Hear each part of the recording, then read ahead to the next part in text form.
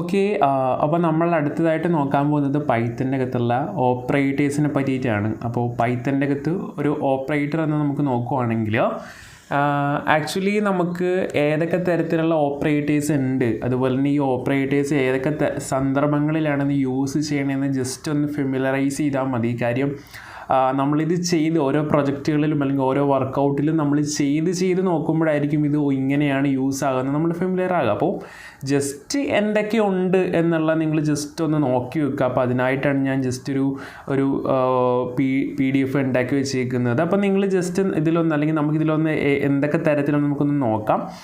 So ആ ഒരു idea മാത്രം മതി, ബാക്കി നമ്മൾ പ്രൊജക്റ്റുകൾ ചെയ്ത് നോക്കുമ്പോൾ നമുക്ക് മനസ്സിലാവും. അപ്പോൾ പൈത്തൻ്റെ അകത്ത് കുറേയധികം ഓപ്പറേറ്റേഴ്സ് ഉണ്ട്. അപ്പോൾ അതിൽ ഒന്നാമത്തെയാണ് പൈത്തൻ്റെ അരിത്മെറ്റിക് ഓപ്പറേറ്റർ. അതായത് അരിത്മെറ്റിക് എന്ന് പറയുമ്പോൾ കൂട്ടാനും കുറക്കാനും അതുപോലെ തന്നെ മോഡുലസ് അങ്ങനത്തെ ഒക്കെയുള്ള കുറച്ച് ഓപ്പറേറ്റേഴ്സ് ഉണ്ട്. അതുപോലെ തന്നെ പൈത്തൻ്റെ അകത്ത് അസൈൻമെൻറ്റ് ഓപ്പറേറ്റർ ഉണ്ട്. അസൈൻമെൻറ്റ് ഓപ്പറേറ്റർ എന്ന് പറയുമ്പോൾ ഇപ്പോൾ നമ്മൾ പറയൂലേ x = 3, അതൊരു 3 എന്ന് പറയുന്ന വേരിയബിളിനെ എക്സിലേക്ക് അസൈൻ ചെയ്യുന്നതാണ്. അതുപോലെ തന്നെ += എന്ന് പറയുന്നത് x + 3 എന്ന് വെച്ചിട്ടുണ്ടെങ്കിൽ x = x + 3 അതാണ് അവിടെ ഉദ്ദേശിക്കുന്നത്. സോ ഇതാണ് അതിൻ്റെ അസൈൻമെൻറ്റ് ഓപ്പറേറ്റർ എന്നുകൊണ്ട് ഉദ്ദേശിക്കുന്നത്. അതുപോലെ തന്നെ പൈത്തൻ്റെ അകത്ത് ഉള്ള അടുത്തൊരു ഓപ്പറേറ്ററാണ്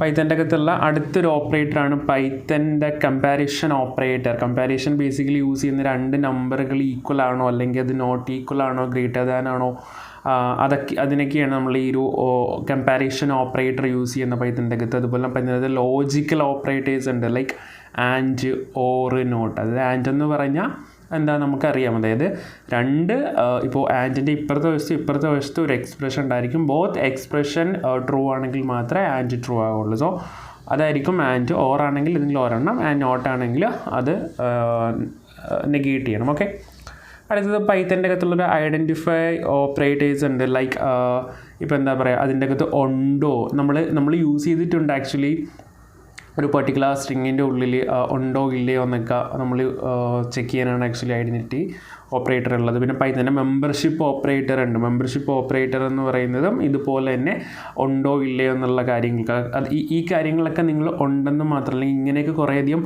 ഓപ്പറേറ്ററുകൾ പൈത്തണിൽ ഉണ്ടെന്ന് മാത്രം നിങ്ങൾ ജസ്റ്റ് ഒന്ന് മനസ്സിലാക്കി വെക്കുക. കാര്യം എന്താണെന്ന് വെച്ചിട്ടുണ്ടെങ്കിൽ ഇതൊരിക്കലും കാണപ്പെടാൻ പഠിച്ച് ഇങ്ങനെ ടേബിൾ പോലെ ചെയ്യേണ്ടതല്ല.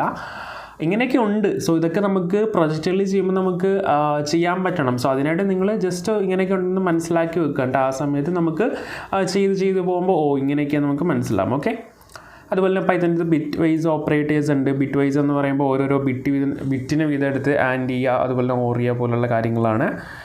ആൻഡ് ദ ഫൈനൽ സ്റ്റേറ്റ് എന്ന് പറയുന്നത് ഓപ്പറേറ്റർ പ്രസിഡൻസ് ആണ്. സോ ഈ ഓപ്പറേറ്റർ പ്രസിഡൻസ് എന്ന് പറയുന്നത് ബേസിക്കലി വേറൊന്നുമല്ല, ഇപ്പോൾ ഒരു എക്സ്പ്രഷൻ ഉണ്ടെന്ന് നോക്കുക, 3+ എന്നിട്ട് അതിൻ്റെ ഒരു ബ്രാക്കറ്റിൻ്റെ ഉള്ളിൽ ഞാനൊരു 3+5 ഇടുവാന്ന് നോക്കുക. അങ്ങനെയാണെങ്കിൽ നമുക്കറിയാം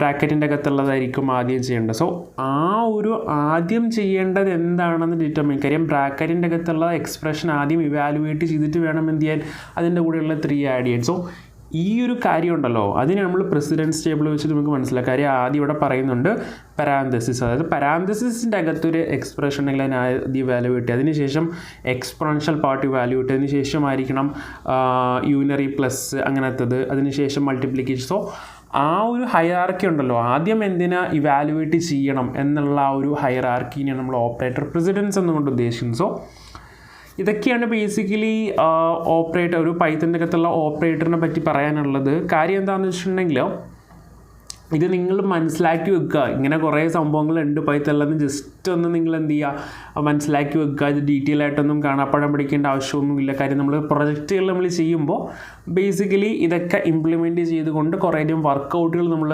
പ്രാക്ടീസ് ചെയ്യും. സോ ആ ഒരു കേസിലൊക്കെ നമുക്ക് ഓട്ടോമാറ്റിക്കലി ഇതൊക്കെ മനസ്സിലാവുന്നതാണ്. സോ ഇത്രയും കാര്യങ്ങളുണ്ട്, നിങ്ങളൊന്ന് മനസ്സിലാക്കി വെക്കുക. ഞാൻ ഈ PDF എന്തായാലും ഈ ഒരു വീഡിയോയുടെ അടിയിൽ ഞാൻ പിൻ ചെയ്ത് വെച്ചിട്ടുണ്ടായിരിക്കും. സോ നിങ്ങൾ ജസ്റ്റ് ഒന്ന് നോക്കി വെക്കുക.